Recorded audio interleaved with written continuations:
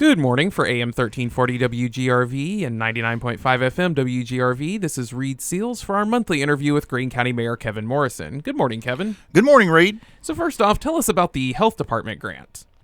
Well, the Health Department applied for a grant through the Tennessee Department of Health, of course, with all of these funds that are now becoming available through the federal government. Each department in the state government has received a tranche of money, if you will, to apply grants to their specific departments to help people around the state.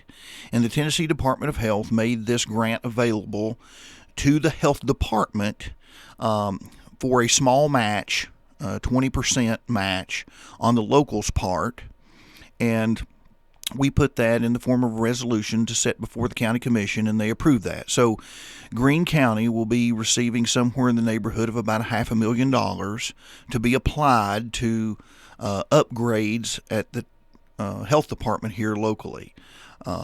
Again, there's grants all over the place. We've worked very diligently in the last 3+ years since I've been here to try to go after a lot of this grant money that's available. We have to be somewhat picky sometimes in the fact that some of these grants are what I would deem good grants and bad grants. And what I mean by that is if there's strings attached, then sometimes that can be a rather ominous thing to stay away from, because that just sort of pulls you closer to the state or the federal government in terms of getting them to manipulate what you do and don't do, or what you can or cannot do. In this case, this requires a 20% match, but there's no other strings attached. We'll have another one coming up here next month, that we're hoping to apply for on behalf of the volunteer fire departments to get them some turnout gear. Again, that's a good grant in the fact that there's not a lot of strings attached to the local government for us to do any type of perpetual funding other than a small match that's required. So we can actually sort of parlay, if you will, a small amount of money into a larger amount of money and do greater things for both the health department and different departments within the government by doing so. So that's what that grant is. We had to dedicate $127,700 was our match portion of that. So we'll be getting, again, close to $500,000 to do renovations down at the health department. So the judges made an appearance at the county commission meeting on Tuesday. What did they say about the drug abuse epidemic?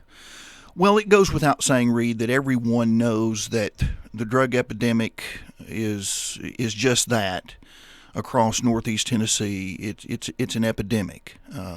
We have spent countless hours and effort on the pandemic in trying to live with that, but the drug addiction epidemic has been ongoing for, decades, years, really. And it's robbed a lot of people of their lives. It's robbed a lot of people of resources and their livelihoods. There seems to be nothing like it in terms of the sharpness of the claws that the devil has put out there with regard to addiction. The Northeast Tennessee Judicial Delegation came to the meeting Tuesday night and made a very passionate plea for some type of treatment facility and a long-term intensive outpatient treatment facility. Most recently, the state government closed the Carter County Workhouse, which is up between Elizabethton and Roan Mountain. That facility, much like the Tacoma Hospital at the present time, is in great shape, so it's not set idle or empty to deteriorate. It's a similar facility that would be needed with the facilities for some type of intensive outpatient drug treatment type thing. Folks that are addicted would be screened for the program, and they would go into this intensive program there at the what would become some type of rehab facility there in the Carter County Workhouse. Different counties have pledged different amounts. Most of this money coming from the opioid settlement monies. So it's a continued conversation that Greene County is going to have with the authorities, with the judicial delegation. But everybody recognizes that this is an epidemic. We have very limited resources to treat these folks. We're generally locking them up. And, the judge Tuesday night made a very good statement in the fact that he's had many parents and grandparents contact him to say, my son or my grandson is not a bad person. He just has an addiction problem. And that addiction leads to a spiral that actually contributes to crime quite robustly. So we're looking at that. I think everybody's interested in the funding mechanism that's going to pay for this facility in perpetuity. So it's not something that we want to be a flash in the pan over to commit several $1 million only to see the facility, the program, and anything that we put into it sort of disappear in a few years for lack of funding, because the opioid settlements are one-time monies. Those monies were given to us as a settlement for the lawsuit, and in a lot of cases, that funds replace funds that have already been expended in fighting the drug epidemic. So a very impassioned presentation for this facility. It certainly is something much needed, but there's a lot more study to be done in depth to see what the viability of something of this size and scope would be. So what is the Home Grant Assistance Program? Well, the Tennessee Housing Development Agency has, again, set aside monies in the form of grants to the different counties to rehabilitate and in some cases actually replace homes that are found to be dilapidated or beyond repair. Some folks that are lower in income, and there are certain income qualifications to secure this grant for yourself, but it is something that can be applied for at thdA.com. That's Tennessee Housing Development Agency.com. And homeowners can get assistance to repair some of the things in their home. Some of the things that they do, for instance, would be window replacement, insulation upgrades, plumbing repairs, electrical repairs, storm door repairs, roofs, things like that. And again, this agency comes in and evaluates. As a general rule, there's somewhere between about $500,000 to $750,000 applied in different places across the county. Again, it's not something that it would be available to everyone. You would have to apply, be screened, and then considered qualified.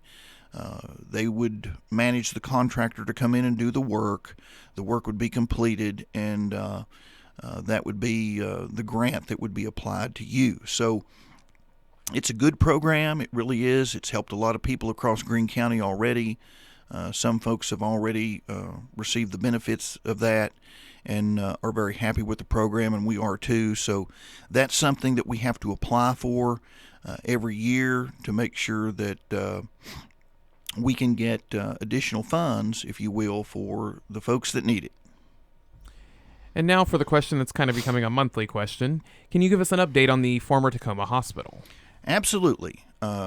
We have meetings at the courthouse every Wednesday to discuss the ongoing renovations and changes, or repurposing, if you will, of the Tacoma Hospital. Most recently, at our meeting on Tuesday, the purchasing committee selected a contractor to replace the windows. There's approximately 100 windows in the hospital that need to be replaced to increase efficiency of the heating and air system, as well as secure the building against wind and water and heat. So we have that bid now has been awarded to a contractor here in the region. So that will be done. And the big plan right now, as it was last month, was to convert the hospital from high-pressure steam power that supplies hot water for heating and cooling as well as domestic use over to some more conventional, more efficient HVAC system that's more suitable for an office building rather than some type of commercial hospital. The boilers, of course, is what I'm speaking of, and we are going to try to replace those. Much like the windows, the boilers, and the systems inside the hospital, most are original equipment. So a lot of that isn't of the highest efficiency. So we're in the process of doing that. We're very close to having a solution for the upgrade of the HVAC, and then segregating the building, if you will, into parts where, for instance, we have separate heating and cooling for each floor.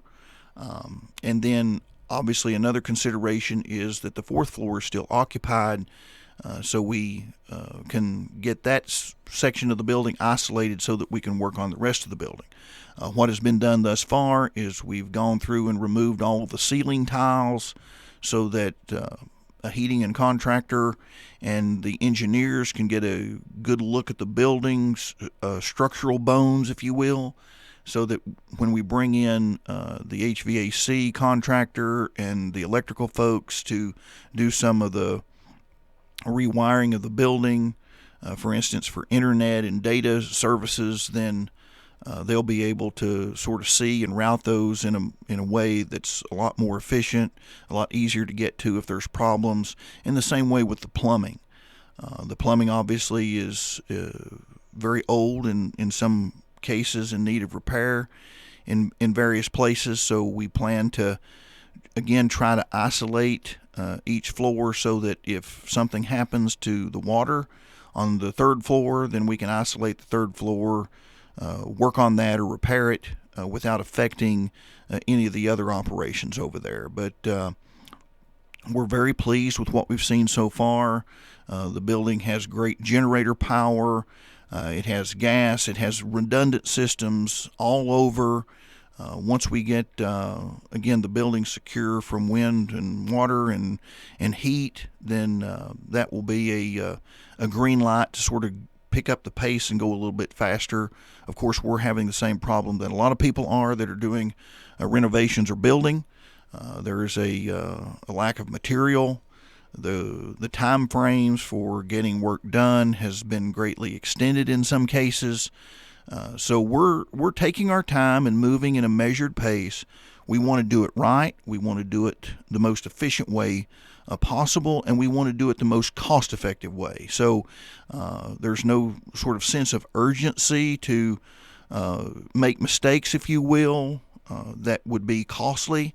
We just want to do it in a measured way so that when we end up at the completion of this, we have a great building that was done very cost effectively that will serve us for a great period of time, and it will be something that the people of Greenville and Greene County can be very proud of for a great deal of time. Well, I want to thank Greene County Mayor Kevin Morrison for joining us this morning. This is Reid Seals for AM 1340, 99.5 FM WGRV.